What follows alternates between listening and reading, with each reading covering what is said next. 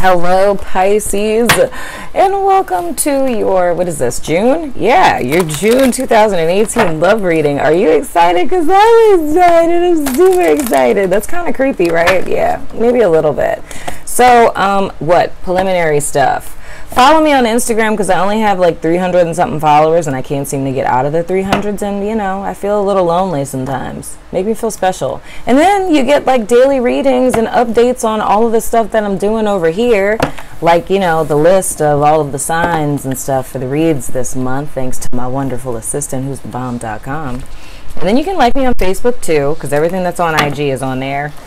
And thanks to everyone that has donated to the channel. We got this nifty grifty lavalier mic, my necklace. No, like, you guys didn't get my necklace. It's just my necklace. It was in my shirt.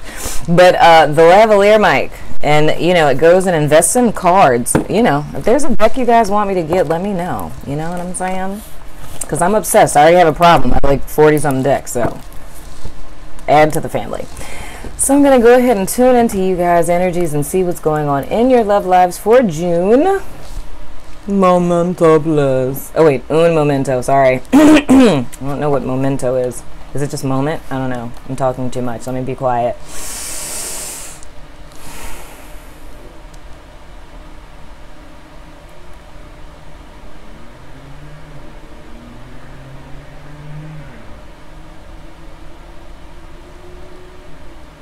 All right. Don't pay any mind to the fact I'm going to keep pushing my glasses up. I forgot to order contacts because I'm a procrastinator. That's what I do. So anywho, Spirit, can we please get 2 cards for my Piscean friends and their cross-watcher / person they're connecting with, married to, crushing on, what have you. You know, anything that gives them insight into their love life. Give me 1 romance angel card, 1 for Pisces, and 1 for the person that we're all connecting with, but we really know it's the cross-watcher. Cross-watcher, cross-watcher, cross-watcher. I'm going to stop that. It's kind of annoying. Okay, 1 card for Pisces, 1 for their cross-watcher / partner. Please, Spirit, I thank you in advance. Oh, yeah. I have a feeling this is going to be, like, very interesting. I feel it. I feel it in my spirit. Dagnabbit. Okay, let me get 3 cards for Pisces and the person they are connecting with, please, Spirit. 3 cards for Pisces as well as the person they are connecting with. If I can get my cards to stick together. Okay, thank you, Spirit. 3 cards for Pisces as well as the person they're connecting with, a cross-watcher or a person they're crushing on, whomever. 3 cards. Thank you, Spirit. Thank you so much. Man, the level of gratitude that I feel at this moment. I just have to let you guys know, shout out to all of my subscribers, new and old. I was bogged down making sure that I got all of my private readings out on time, and my channel kind of suffered the last part of May, but I mean, it's just the messages and stuff that I got and people who connected with me on social media, the emails, like everything. You guys make me feel so special. Like, just the simple fact that y'all were checking for me, like, makes me feel good, because, you know, like I told Scorpio, I want to know how to make people look for me in the daytime with flashlights. You know what I'm saying? All right. Let's see what's going on with you guys. I kind of feel something good. My solar plexus is feeling some type of way right now. Okay. Past influence, advice. Past influence and advice. Okay, the present energy that Pisces is working with, ooh, is the Wheel of Fortune. So a season is changing in your life. Is that a motorcycle? Okay, anyway. Ooh, and in your past influence, you have the 6 of Wands. That actually came up today in the daily read on Instagram, which is why you should be following me on Instagram, just saying. And your outcome is the 5 of Wands. Okay, so what this is looking like for me, and this is very much advice, because the 5 of Wands is like my ceasefire card. So it's kind of like when you're the bigger person, so to speak. So it's like there's a whole bunch of chaos going on, and everyone is fighting and no one really knows what they're fighting for anymore, and you're the one who takes the stand and is just like, yo, like, we're not doing this anymore, and everyone follows suit.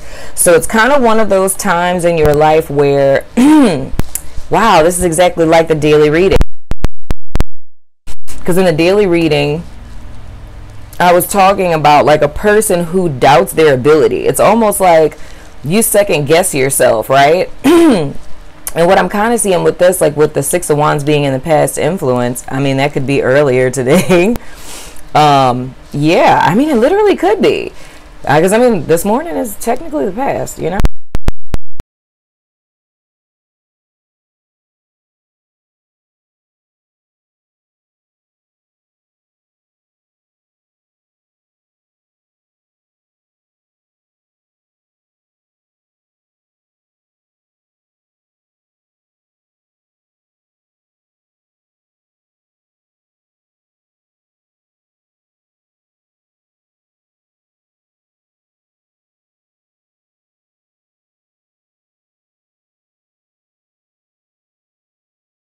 So, people who are Pisces that resonated with this.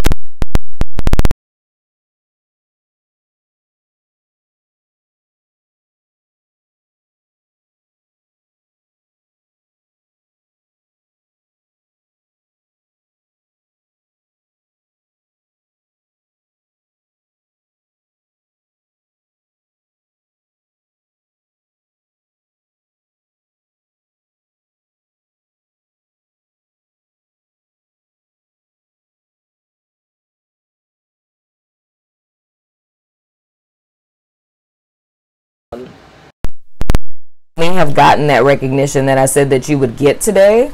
And now from you getting like that confirmation of, because I was talking about a person who kind of doubted their abilities. They doubted that they were really as dope as they really are. And a person or a situation was going to come into their life and show them that they are who they are, right? So it's almost going to be like a confirmation. So I feel that that is very much influenced by spirit, in the sense of you having the Wheel of Fortune card, which is a major arcana. And those are cards that are heavily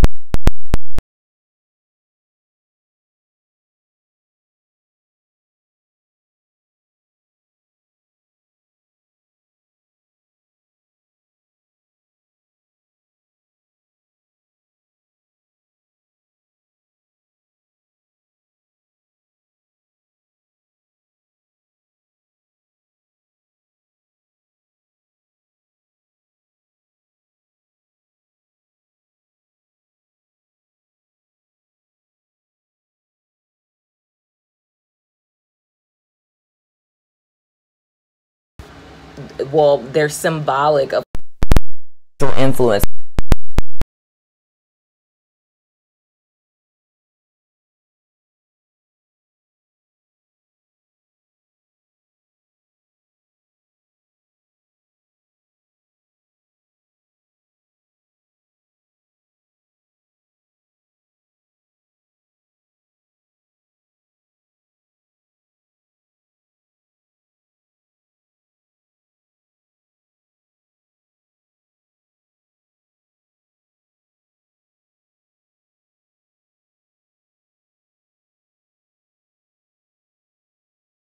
Your hands. So it was more or less like this time of you looking at yourself as less than is changing, right? And it's time for you to step into like a position of leadership. So it's like all of the, and this is making, okay, now I'm gonna have to tell a story because this is making me think of a vision that I had, that I actually, did I tell this to my Pisces friend? I think I did tell it to one of my Pisces friends. But I had this vision, this may have been like a year ago, and it was about like people who don't recognize their potential, right? So in the vision, it was, and I don't know if y'all remember this commercial from back in the day, maybe like 5 years ago, and it was like a depression medication commercial. I think it was Zoloft or something, and they had like the little person that was like a ball, and he was like rolling around. Well, that's what all the people look like in this vision. So everything was in black and white, and there was all of these people who were like, you know, these little balls or whatever. And they're rolling around living their life. And all of a sudden, this person who's like this giant gold ball rolls up, right? So it rolls up to a group of the little black and white balls. And they, God, why does this keep happening to me?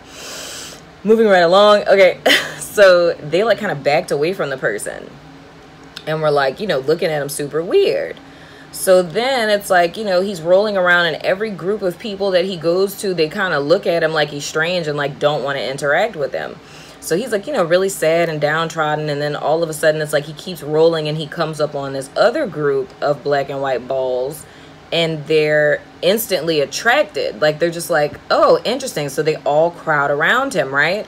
So he's super excited that he's getting attention. But the thing that he doesn't realize is that all of them are sticking straws into him, and they're like sucking out his gold, and now they're turning gold, and like he's starting to get really, really dull, right? So the whole thing that I get from that, and why it makes me think of this card and you guys' advice position, is what that whole vision was about people who don't recognize their greatness, right? So when a person doesn't recognize their greatness, and say, you know, you might have, whether it's core beliefs or, you know, just different things you went through in your life, or if it was a bad relationship that made you lose your self-confidence, and it's like you don't really see who and what it is you are, but other people do. So when you kind of come to people like you're not who you are, like in that that lower perception that you have of yourself, when you come to people like that, they sense in you that you're supposed to be a leader, but it's like you're acting, and that confuses people because they're like, why is this person who's a leader acting like a follower? You know, so they're kind of freaked out by you because you're sending mixed messages. Like they can discern what you are, but the fact that you're not standing in your power, it sends a conflicting message, which in turn makes people not trust you. Because it's like, what is your motive? Like, what are you trying to do? Why are you trying to act like this when I know you're not that, right? So it's kind of like, I'm not going to say like a wolf in sheep's clothing, because that's, you know, a bad connotation. But it's kind of like a shepherd pretending to be a sheep. They're like, why is this dude wearing wool and like crawling around like us? Like, what is he doing? Right? It's like the other group of people, those are your people who are like toxic narcs, who see that you don't see who and what you are, right? So they're going to take advantage of you. Now, it sounds like I'm talking about regular life, but I'm going to go ahead and translate this into relationships, right? So it's the same way when you're dating people. It's like, you know, if a person, like the first group of people, it's like, you know, if you're a person who has all these leadership qualities, and you're dating people and getting to know people, and they see that like you kind of have that aura about you that you're someone, but you talk down about yourself, that it's still that same confusion. And then, I mean, then potentially, if we want to go even farther, that could end up getting you super like codependent people, because, you know, we have a tendency to get into rescuer mode and stuff like that, you know, to try to prove ourselves to people. And then on the other side, you have people who are like, you know, manipulators, that are controllers, that are literal wolves in sheep clothing, you know, kind of narky. We're not talking about NPD. We're not going to go there. But we're just going to say narky, you know. And these people are going to like take full advantage of you and like extort you, because it's having zero boundaries. So it's either overcompensating for people, in the sense of allowing people to be codependent on you, or you allowing people to take advantage of you, right? And it's because of you not seeing your own greatness. So to kind of wrap all of this up is what it is, because I feel like your love lesson has a great deal to do with your personal lesson, right? So I feel like now for this first group of people, I feel like you've gotten that thing that has told you, like, you are who you are. You know what I'm saying? The wind, the wheels of turning in your life. There's fresh new energy that's here, that's conducive for your success. But now it's time for you to stand up. You need to stand in that power. You need to stand in who and what you are, and you need to exude that so that you can draw someone into your life that is like you.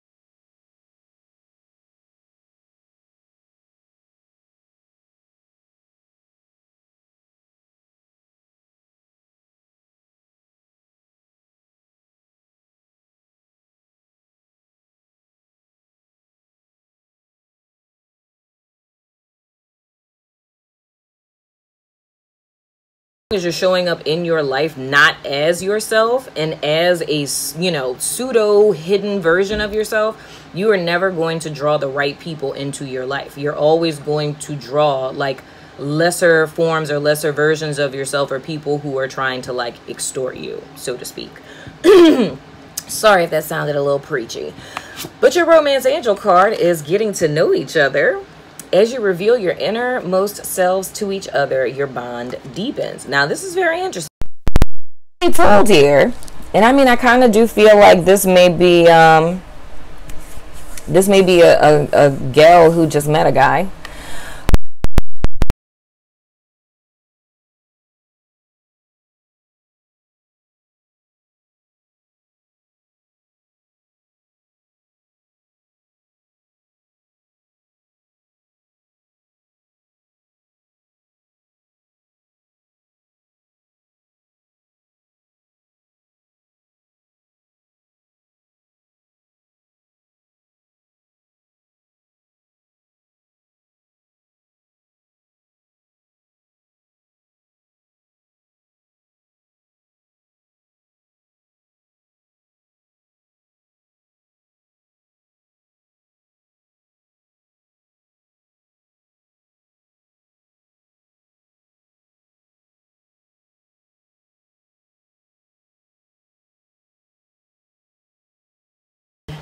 And I mean, and here's another thing. Okay, what I just heard was like, okay, please forgive me for using this word because I don't like using this term.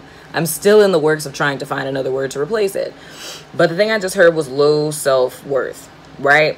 So another scenario I'm getting is of a female where there's this guy who's very well recognized. Like he may, I don't want to go as far as to say he's like celebrity status, but I would say maybe like in your town or in your city. Maybe he's like a radio DJ or like a DJ or a singer, rapper, painter. I don't know.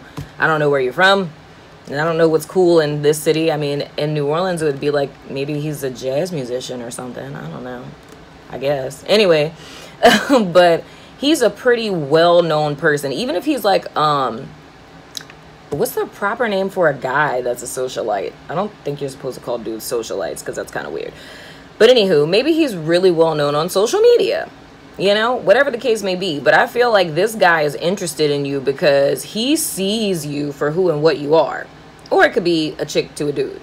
But I think it's because of like everything I discussed before. You not seeing how amazing you are or not believing how amazing you are. And I'm going to say believing because seeing how amazing you are is complete and total BS. Okay? Because if you believe that you're not good enough, right, on a very core level, and I mean not even consciously, it'd be subconscious because it's going back to when you were like freaking 6, okay? But if you don't believe something, then a person could tell you 1,000 times and you still wouldn't see it because it doesn't match up with the belief, right? So I think that there may be this person that's pretty well known or well recognized or well liked, and they may be interested in you, and you're kind of like either trying to sabotage it, or you're kind of pushing this person off, or you're with them and you're thinking to yourself like, why are they interested in me? Like, why would somebody like that be interested in me? And it's like, because honey boo boo ting ting, you are on the same level as this sir and or madam. But we just got to get you believing that. But that's the reason why we're starting She Do Answers. Because the thing I can say is with these readings, I give you guys like, you know, a snapshot of what's going on. But when we really want to talk about like affecting change in our lives, like you really want to transcend where you are, like I can't even begin to even say that in these readings because they're not long enough. But in She Do Answers, if you guys want to have a segment where we're just talking about a reading and I can give you the practical action steps on how to manifest these things, then we can do that. That's a side note. Moving right along. So, your person, they have, ooh, calling in your soulmate. Who was that? Was Aries calling in their soulmate? I mean, you don't look as bad off as that person they was connecting with, because my goodness, they was going through like recycled death on some stuff. It's like reincarnated death. Like you was born to just die, proverbially speaking. Calling in your soulmate. Your prayers, affirmations, and visualizations help bring you together. Somebody wants you, boo-boo ting ting. This little dude on his little horse and stuff like that, trying to put wreaths on your head in the flames.